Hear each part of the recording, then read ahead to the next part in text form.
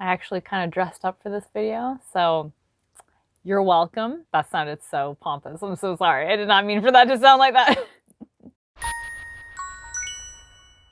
Hello everyone and welcome to a new cosplay story time. A long time ago, not a long time ago, like 3-ish years ago, I made a video about how I upset a small child while in cosplay. And today, we're coming back in that same vein. I'm gonna be telling you guys the story about how I greatly disappointed a small child while in cosplay, because apparently I just suck at not upsetting children. So sad. But before we get into it, today's Cosplay Storytime is kindly sponsored by the lovely people over at Boxu. Boxu, if you didn't know, is a monthly subscription crate service that delivers assortments of Japanese candies, snacks, and tea pairings. Each month's crate follows a different theme, so you're always getting to try something new and different. It's basically like a gourmet journey through Japan every month, and it's a very, very awesome service. Each box comes with a culture guide, which is probably one of the coolest parts of the crate. They don't just kind of give you the snacks and that's it. They give you kind of a full experience and give you lots of information about each of the snacks. So the culture guide will go over where in Japan it's sourced, how it's made, what its cultural significance in Japan is like, what its flavor profiles are, a whole bunch of information to really give you the most out of your Boxu experience. As you guys have probably seen, Boxu has been a sponsor of the channel in the past, and I'm very excited to work with them again because, like I've said previously, this is my favorite Japanese snack crate. You really get a good amount of snacks for what you pay. I love the culture guide. I love that they give you additional information about each of the snacks. They don't just kind of give you the food and that's it, and you just kind of have to figure it out by yourself. They really teach you a lot about the significance of each of the snacks. And like I said, each month follows a different theme, so you're always getting to try something new. So overall, it's a really, really great snack crate. I really enjoy it, and I definitely recommend checking it out. You can get 10% off your own authentic Japanese snack crate from Boxu, which will save you up to $47 by using my discount code and link in the description. Doing this also helps support my channel. A huge thank you to Boxu for sponsoring today's video.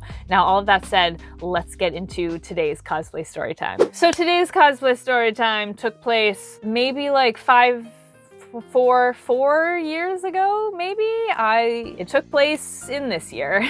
This took place at Fan Expo Vancouver. This was my first time ever going to Fan Expo Vancouver. And this was the Sunday of the convention, and that was the day that I debuted my Daphne cosplay. The thing about cosplaying any Scooby-Doo character is that everybody will recognize you. Like, everybody knows who you're cosplaying and everybody gets really excited, which is really awesome. Like, the reception to that cosplay was really, really heartwarming and really lovely. The thing is that included in that are children. Children are gonna know who you're cosplaying and they're gonna be very excited to see Daphne or whoever you're cosplaying. And this was something that I apparently just was not prepared for, which led for some very awkward interactions with kids and led me to really disappoint some children. And so that's what I'm going to be telling you guys about today. When you're cosplaying a character that you know that children are going to recognize, like obviously if you're cosplaying like Danganronpa, this is not something you have to worry about at all. Like, children are not going to know who you are. But if you're cosplaying like a really popular Disney character,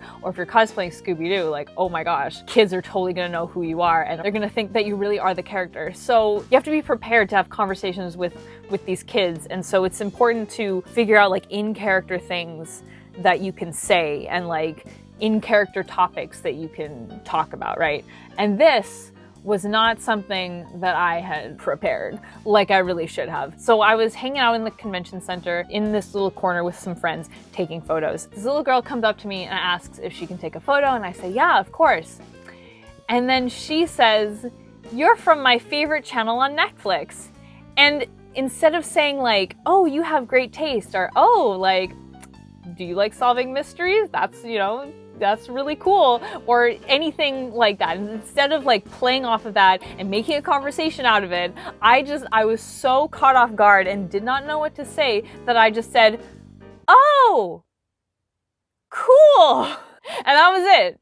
And so then we just kind of look at each other and it's this awkward silence.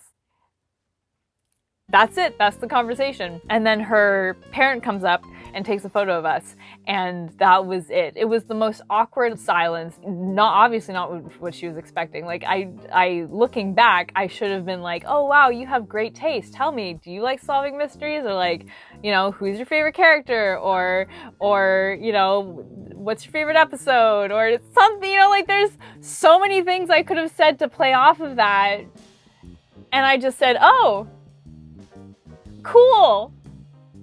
And it was just, right, like just looking back, it was so sweet of her to be like, oh yeah, you're from my favorite channel on Netflix. Like that's just the cutest friggin' thing that for a child to say to you. And I just ruined it by not knowing what to say. So ever since then, I have another story that I will tell eventually about how I had an interaction with some children and it went the absolute opposite way. Like I was on it, I was like in character, I knew what to say to them, I knew what conversation to have with them, I was making references to the series, like we were good. And it was because of this conversation. It was barely even a conversation. It was just a child being sweet and me being awkward.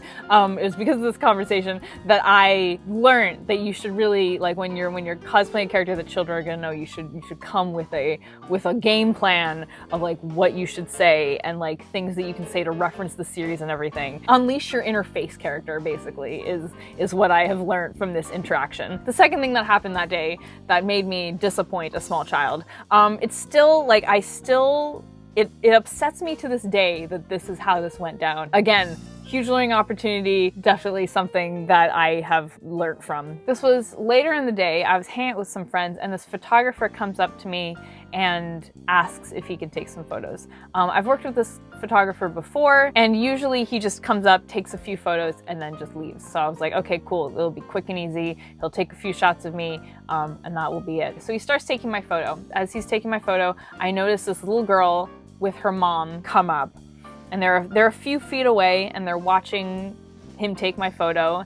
And you can tell that the child is super excited. Like she's smiling, she's looking at me very intently, and I'm thinking, okay, cool, like they probably want a photo with me. That's great. You know, this photographer doesn't usually take too long, so we'll just get these photos done and out of the way and it will all be fine. So this photographer is taking my photo and then he keeps taking my photo and then he keeps taking my photo and then he keeps taking my photo. And I'm thinking, wow, this is going on a lot longer than it usually is, but like he must be done because he's been taking so many photos, he must be almost done.